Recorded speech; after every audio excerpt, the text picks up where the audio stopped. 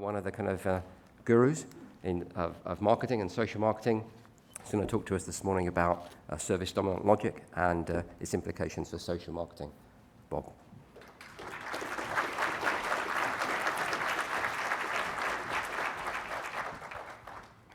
Thank you, Jeff. Get my slides up here. And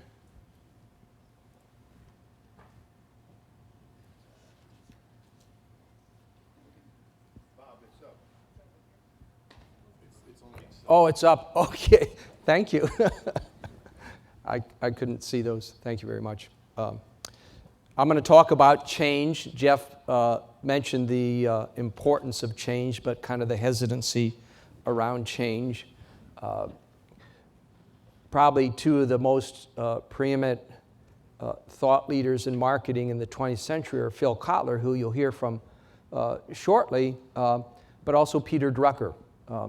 Peter Drucker, before his death, actually about 15 years ago, mentioned that the greatest danger in times of turbulence is not the turbulence, is to act with yesterday's logic. And we find that many companies, many organizations, many enterprises continue to kind of operate with an old industrial economy type of logic, very much a kind of a manufacturing type of logic, characterized along this dimension I call the old reality. If you think about the organizations you work with or you consult for, and you compare kind of this old reality versus the new reality, hopefully you'll see, especially if you'd work with them for a couple decades, that they're kind of shifting to this new reality from kind of a very rigid, very hierarchical command and control, heavy emphasis on long-term strategic planning and analysis, to a very kind of flexible, adaptive, sense and respond, very kind of collaborative type of world. That particular shift is something that I've attempted to document by looking at how we use language. Our language is always co-created. Governments can't mandate what words mean, nor any authority, but words kind of bubble up to kind of characterize what's happening. And you'll see shifts occur over the last 30 years between talking about a goods economy to a service economy to now a service economy. And the word service singular means something very important. Services plural means kind of intangible units of output.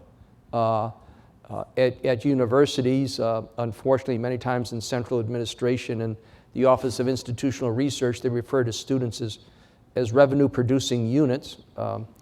They're not revenue-producing units, but you think about intangible units of output or number of beds filled in a hotel. Service is the concept of doing something for another individual. It's a little bit of a different concept. We move from talking about products to offerings to experiences, from features and attributes to benefits to solutions, from value added to co-production to co-creation of value. You can kind of look down here. I want to focus on this one that was really illustrated with the video that we just saw, that we're moving more from kind of a promotion approach to integrated marketing communications to dialogue, that our effectiveness in social marketing and marketing campaigns, regardless of the organization, is about viewing the market as a conversation, okay? And that video that you just saw, the ultimate objective is to get people involved in conversation and dialogue, okay? Individuals have always done this, but now we're saying let's be more proactive and let's try to involve them in that. When I talk to the executive community in North America and Europe, where I speak a lot about this goods dominant logic or this industrial logic, it's really a logic of separation, that things are apart. We took production out of the cottage. We had production and consumption in the cottage, and we moved people to factories. We think about that as an industrial revolution, but the reason that revolution occurred is because of communication and transportation.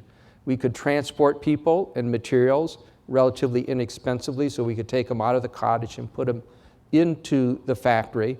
But this current revolution is also about communication and transportation, but increasingly transporting things by digitizing them. Many digital products exist, and transporting them through the electromagnetic spectrum, but even now transmitting instructional codes to digital things to do 3D printing and to print locally objects and so on. So these revolutions of kind of manufacturing really are always driven by communication and transportation revolutions. But it kind of created this logic that the producers were the smart people and the consumers kind of passive and dull. And this was true whether it was like the physician was smart, the patient didn't know, and they had to be told what to do, that the teacher was the person with the wisdom and the student was the person that didn't know anything, that the minister had divine revelation and the minister and the congregation would kind of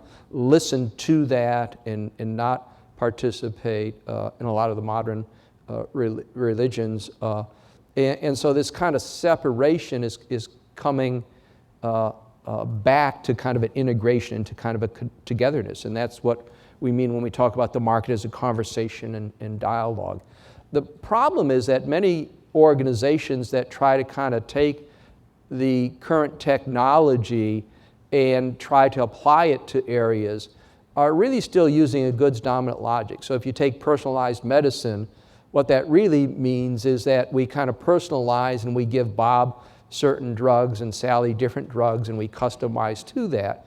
But we're still not involving that individual in their health. And I love the prior comment about kind of moving away from just thinking about health. Health is usually defined as the absence of disease as opposed to wellness, which is a much broader type of concept.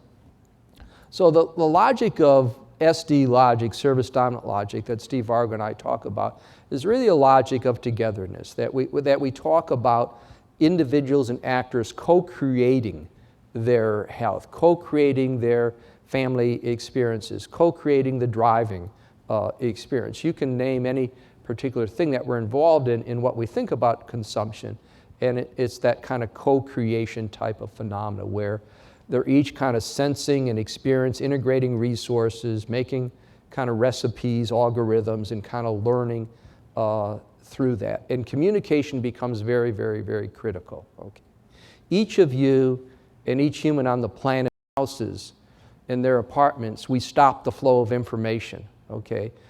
It's when the lockdown was lifted, when individuals walked out, and one gentleman walked out into the backyard and saw the blood droppings that led to the boat, that we uncovered where the suspects were. But when we closed off the system and we didn't let the information flow, there was no discovery. Okay? And so what we increasingly see is each of us are really part of this market conversation. It's very, very critical to understand what's happening. The good news is that's how we start out. Okay? We start out wanting to be social. If you go and look at the kindergarten in Ontario or in Tucson, Arizona, or in Chicago, where Phil is, the kids are interacting. It's actually applied learning. They're bringing in policemen and nurses, and they're learning from them. They have all their stuff around the room where they put it up and they display it, and they come home and show their parents what they're doing. They're very kind of social. They're little sponges. You've been around children. They're sponges. They want to learn. They want to interact. Here's a little boy who kind of tells the doctor that he wants to listen to the doctor's heart, okay? But then we socialize people and we separate them, and so you go into big lecture halls or here. I mean, you're all kind of sitting out here, and I'm supposedly the expert, but you know more than I know collectively, probably individually also, okay? And we train people to respect these experts where there's this logic of separation because the doctor really knows the best. So look at this old gentleman. He's staring at this doctor or gazing at him like it's God, I mean, look at his look there, He would never think about asking that doctor to listen to his heart, You think, well, gee, that's kind of taboo, okay? But the good news is that's how we start out. We started as social creatures. We want to be social. But we've kind of institutionalized people through the industrial era. And I'm not down on the industrial era. That was appropriate at the time. But we've kind of moved beyond that. And so the long journey is really kind of from thinking about taking things to market. We have limited supplies of things, so we develop kind of market mechanisms. And when we talked about the wealth of nations and Adam Smith talking about the wealth of the nation. He very much this is kind of pre-internet, pre-jet transportation. And so you made things, you got raw materials, you shipped them to other countries or colonies, and you brought back other materials. And so the market and taking things to market was really, really critical. The early days of marketing was about distribution. The early marketing departments were, how do you take eggs to market and pork to market, and how do you transport? Then we went to kind of this administrative era of marketing too. Actually, Ronald Coase wrote an article in 1936 called The Nature of the Firm. And he basically said firms get big because they want to avoid the market, okay? They ultimately have to sell to the market, but they do things within the firm. They make things, they do things. They always don't go out and hire day laborers for CMOs or for CEOs or production workers, but they kind of do that within the firm. So that's a whole area of kind of marketing too. And now the dominant institution that's emerging is the internet. Now, when you have the internet or when you have the bureaucracy with the administrative management, the middle one there, the prior thing doesn't disappear. It kind of gets layered on it. So we still have markets. Markets aren't going away. They may go away at some point. Somebody invents something different, but markets are still there. Firms are still there. But this network type of approach, which Phil and Ackrell have wrote wonderful articles about, really becomes a critical thing to try to understand marketing. My ideas around service dominant logic actually came from something I read in a publication written in 1848 by Frederick Bastiat, which frankly virtually all economists ignores, all management scholars ignored. And Bastiat said that, if you really want to understand economics, you have to understand that what we all do is we exchange service with one another. We invent money then as a medium of exchange. We invent goods in organizations, but at the end of the day, we're all exchanging service with one another. But Plato said the same thing. If you look at the second book of the Republic, okay, and if you read this short quote, but read I can send you about 10 pages out of the second book, which are very interesting. It's basically about the division of labor and specialization, okay? And that the way the state forms, the way the state of Ontario forms or other states form, is through people helping each other and then building organizations and so on. So it's all about service exchange, and we need to keep that. And I find that very refreshing when I talk to my students in principles of marketing, that what marketers are is helping to facilitate the exchange of service among human actors, okay? It's not producing and selling and promoting. Sure, we'll get to that, but we're all exchanging service with one another. What's interesting is if you look at the literature in biology, about 20 years ago in biology, in ecology, they start to realize that, sure, predator-prey relationships exist, but the dominant form actually is what they call mutualism. If you Google the word mutualism, you'll find a scholar by the name of Judy Bronstein, who's a well-known zoologist. And she basically documents many, many types of win-win collaborative exchanges. My favorite one is the crocodile here, where the crocodile opens its mouth. This particular species of bird goes in and cleans the teeth, and so they get nutrition services in return for dental services, basically. It's amazing the example she has come up with. So we view everything as a service. We view, if you think about your kitchen, we have kitchen appliances.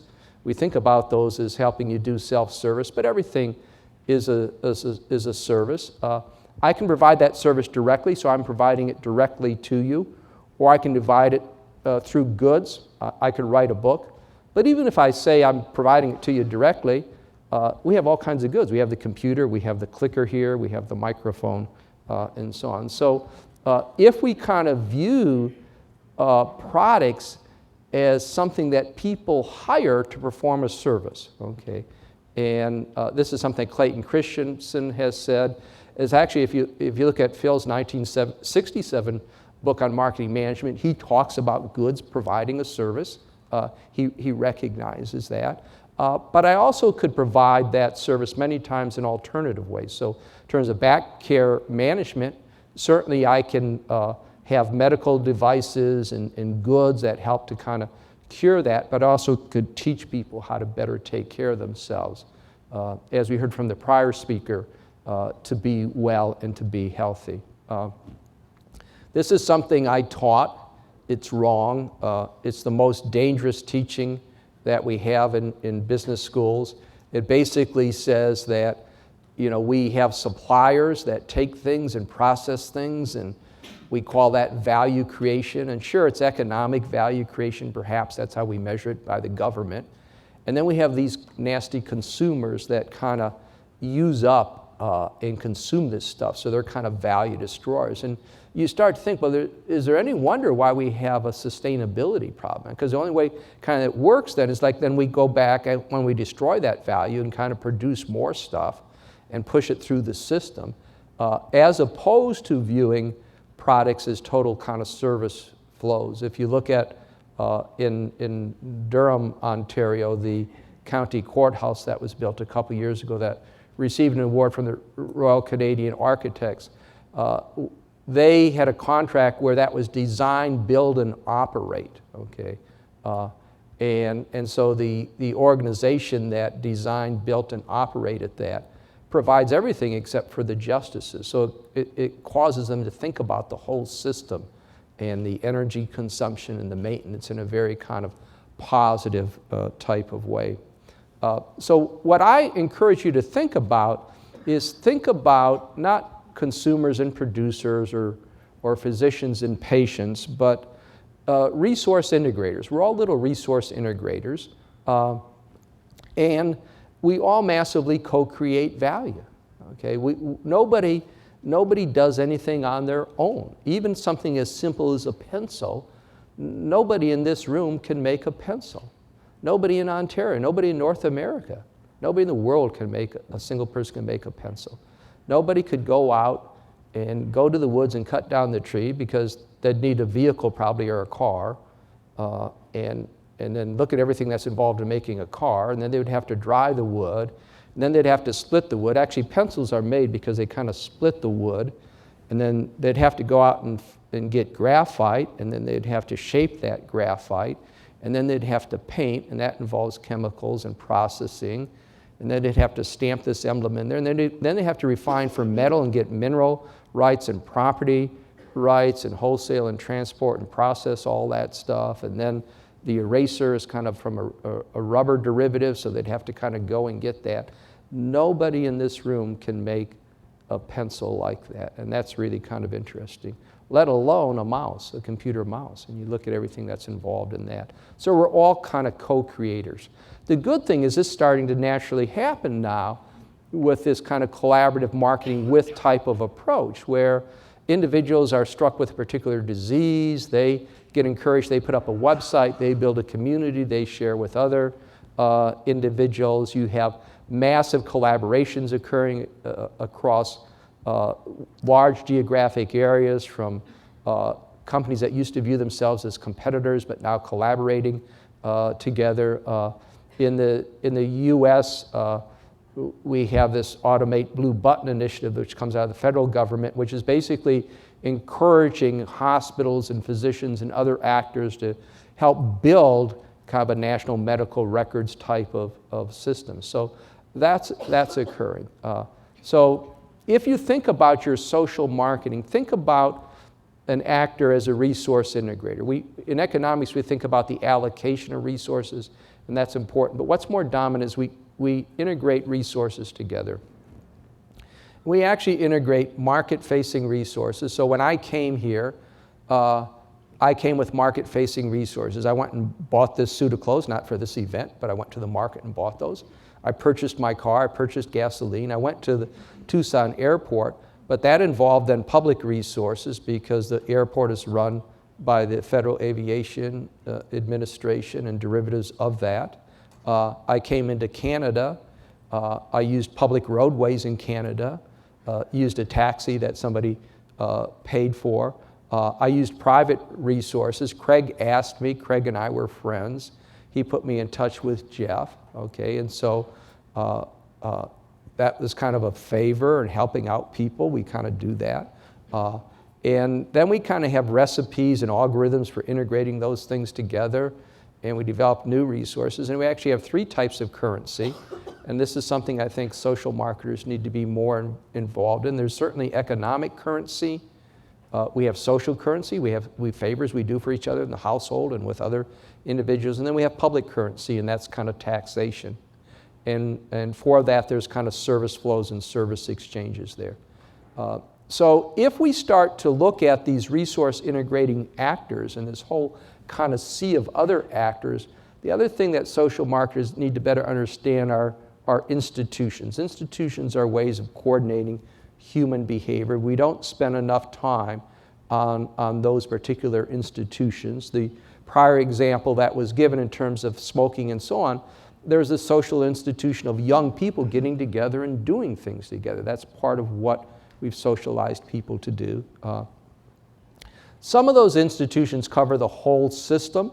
They're kind of meta institutions. So again, in the terrible tragedy in Boston, the meta institution that held them together was some type of sense of unity of the nation. So, you went to New York and you found New York playing Sweet Caroline and honoring and respecting. So they kind of said, well, we have differences, but there's kind of these meta institutions. Some of them are unique to individual actors.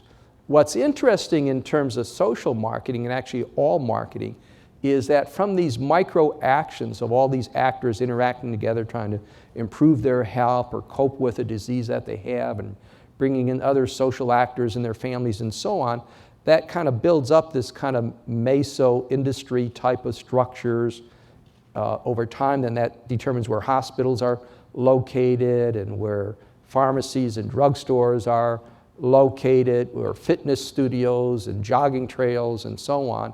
And that builds kind of a macro system. Part of that macro system is national regulatory types of controls and taxation types of systems, but then that filters down and impacts the micro actors. So as you get older, for example, you think, well, gee, I want to live closer to where healthcare facilities are, and so on. But there's many, many other types of examples there where the macro structure kind of influences what we do. The World Social Marketing Conference couldn't go to a small city. You have 500 people. That means you need a large hotel, okay? And so the hotel industry structure that's built up influences how Jeff and others determine what particular venues that they're going to go to.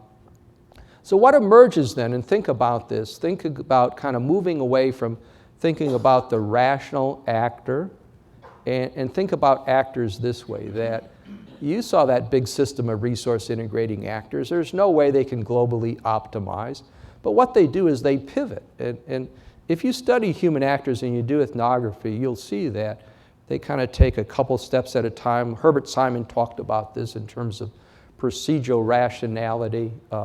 They're very kind of effectual. They actually develop institutions to standardize things. Many things are standardized, even product forms. Everybody came in here today and they sat on a chair. A chair has become an institutionalized way of attending and listening to somebody. You could have sat on the floor, you could have laid on the floor, you could have hung from the ceilings, you could have stood up. There's all kinds of, you're all facing me, you're all being polite, you're not talking, okay? Those are kind of institutionalized types of practices. They're all very proficient. They're not very proficient at many things, so we all specialize, and that's been going on for hundreds of thousands of years. And actually, we're all restless. Forget about customer satisfaction.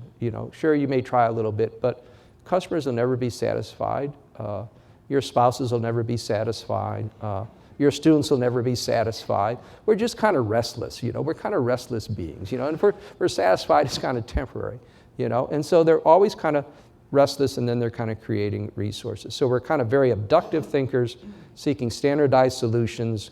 We're mutualistic. Sure, we go to war and we kill people, but we're largely mutualistic. And we're actually very disruptive, okay? Actors are disruptive. When they change, they may not change the party they're interacting with, but they change those actors around them. And so my last slide here is thinking about the wealth of the nation, the wealth of Canada, not around economic wealth. Economic wealth needs to be there. We can't forget that. Just like I said, we're not going to get rid of markets or organizations.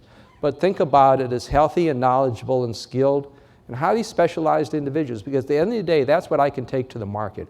I can take money, but I won't have money unless I have specialized skills, unless you have a big trust account. And the government doesn't take it. And so that's what we need. We need healthy and knowledgeable. That's what we need to invest in, okay? And then give them a sense of agency and control of their destiny so they can provide service to other individuals for massive value co-creation and a viable system. Thank you very much. And in closing, let me mention, my mother grew up in Leamington, Ontario, so I used to go over a lot of times to the farm in Leamington, Ontario, so it's just great to be back in Ontario. Thank you.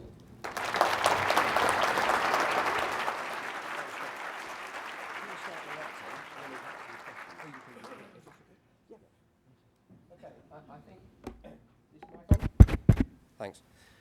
I think what we'll do is take a few questions now. So do we have a roving mic? Yeah, okay, we've got some mics. So any questions you'd like to, or points you'd like to pick up from the presentation? Or challenges? Jeff, we have one. Okay, yeah, we've got somebody here. Can we have a mic down here?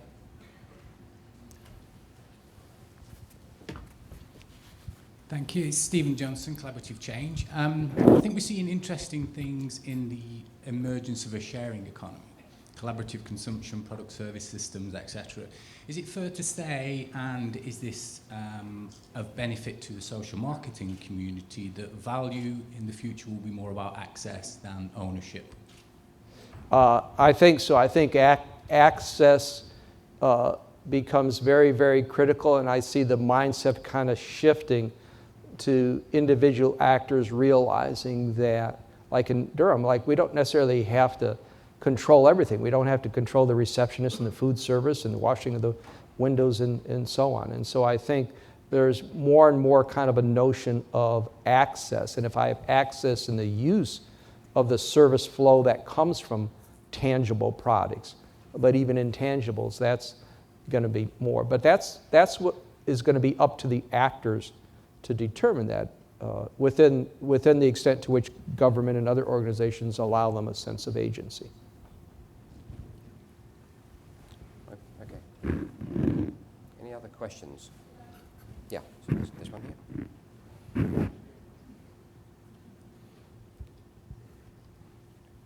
Here first, yeah, and then. Hi, yeah, Stuart Jackson. You referred to wellness, and one of the challenges that we certainly have in UK, in government, I suppose, is getting our, particularly our local government, where public health has now just been re-embedded away from other health. They don't understand how wellness can actually be very transformative for the whole system, and just a view really in terms of how do you... Right, so I think we have a challenge in society as we've built up. We've built certain measurements and certain words to capture things, and then we think that's the real thing. So we think, well, GMP and unemployment, that really represents the prosperity of the nation, you know, as opposed to combining that with measures of happiness and wellness. And I think that's one of the major challenges that you face in all organizations when you shift to new institutional logic, whether it's service dominant or some other type of logic, that our language is very, very controlling, okay? And, you know, if you talk to the experts in medicine and health, as I said, health is the absence of disease. Well, you can have a body that has an absence of disease and it drops dead. Actually, if you talk to the people in ecology and zoology, you see these ecosystems in nature that look very healthy, and then within months the system collapses. So there's just a lot of things we don't know about that. And so I think this gets to my last slide. People ask me, what is a viable system? I don't know. We better figure that out. How resilient is this system? Okay, if you take certain actors out of the system, does it collapse or not? Okay, how much, we saw that kind of with the financial crisis. How much liquidity do you need? How much adaptability? How much learning do you need? And so on. And so our biggest barriers to change are cultural barriers. It's our mindset. It's not the technology. I mean, we can improve the technology, but this is not like going to the asteroids, you know. There's certain things we know how to do. In the U.S., there's a high proportion of the prisoners, if you take out the few white-collar prisoners that get thrown in prison, and you look at the blue-collar prisoners, there's a high proportion that have learning disabilities. Well, we know how to solve learning disabilities, except they happen to be in families where they didn't have the income or the capability to do something about that. So instead of voluntary exchange, they went to forced exchange. So the challenge we face, whether it's wellness or even what is corporate performance, well, we define that as very precisely earnings per share, return on investment. But to perform as a corporation is much bigger than that. So it's that cultural barriers that are just really critical. Okay, I think we'll take one more question. At the back here. Hi, Bob. Craig LaFay from University of South Florida. Thanks for coming up. Enjoyed hearing a little bit of service-dominant logic. One of the things that first caught my attention with your papers was the concept of value and use. And going back to the slide that had the arrows, I mean, one of the things you talk about is the evolution from goods-dominant logic, which was basically characterized by trying to figure out the benefit and baking in a benefit to the product, the service, the offering. In social marketing, we do the same thing. Health communications, we do the same thing. We try and figure out the benefit for a consumer or an audience. People know how I hate those words. And then we try and develop products and services and messages that communicate that benefit. When you move to service-dominant logic, you guys start talking about this idea of value and use. Mm-hmm. And I'm wondering if you can kind of talk about the difference of how service-dominant logic thinks about that value-benefit chain as opposed to how goods-dominant logic approach would. Thank you, Craig. And again, value and exchange will always exist. We'll continue to price things, so that doesn't go away. We look at how we use things and encourage a lot of ethnography to try to understand how people use. But we even go beyond that, Craig, and I have to thank the prior speaker. We didn't coordinate our remarks, okay? But what was demonstrated in that advertisement was value in context. Value in context is beyond value in use. So I can use something. I can use a cigarette, okay? But using a cigarette in a social situation gives you a richer meaning of that particular value exchange. And so we increasingly talk about, look at value in context. Not only use, but the context is the other actors that are around you and the other resources, okay? So you think, well, you have an automobile. I'm using that. I'm driving that. But if I have kids in there and we're going to a soccer game, that's a little bit different. I'm going out on a date, that's a little bit different, or a road trip or whatever. So value is not only specific to use, but context. And I think that concept of context can be very, very powerful in social marketing. And now we increasingly have the vehicles through the smartphone and Twitter and so on, because people forward things and they retweet. So we start to understand through being able to spider the web and grab that data, the context around the actors of what's happening. But I think it's a very, very critical insight if you're going to start to try to get behavioral change. Because if you're just looking at value in exchange, you're thinking, well, gee, it's price or the barriers to price and effort and so on, versus this richer context that becomes really, really critical. I think we're going to stop there. If we have time at the end, we'll take a few more questions. Okay, well, thanks again. Okay, thank you. So, do you want to sit here or go down to...